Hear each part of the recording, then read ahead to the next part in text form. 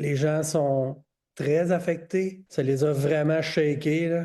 La communauté des travailleurs de la construction est toujours bouleversée par la mort d'Alexandre Paris, âgé de 31 ans. Il travaillait comme manœuvre spécialisée pour Préco MSE.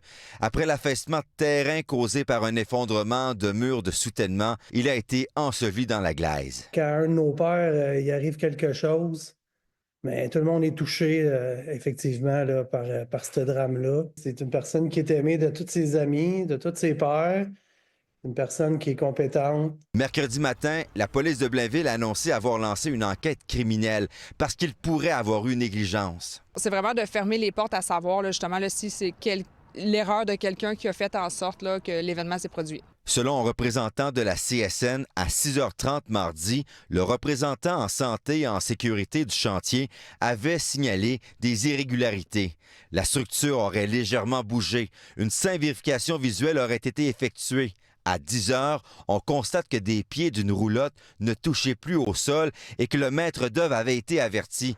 Il aurait répondu que des arpenteurs viendront plus tard prendre des mesures. 15 minutes plus tard, il y a eu effondrement, 1 mort et 3 blessés. Le maître d'œuvre devra répondre de ses inactions. Pourquoi il y avait encore des gens dans les roulottes? 2, pourquoi on a permis que des travailleurs se trouvent dans l'excavation à ce moment-là?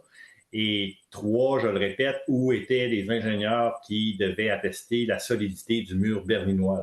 La pression s'ajoute pour l'entrepreneur Cisco Max. Mais le problème qu'il y a, c'est la prise en charge.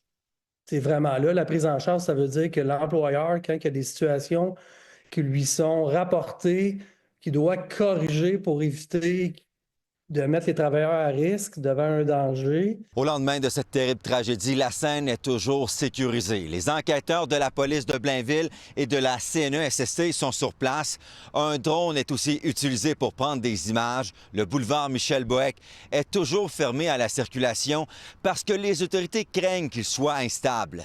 Des ingénieurs doivent venir voir, à savoir si le tronçon de rue est sécuritaire pour pouvoir circuler là, en véhicule.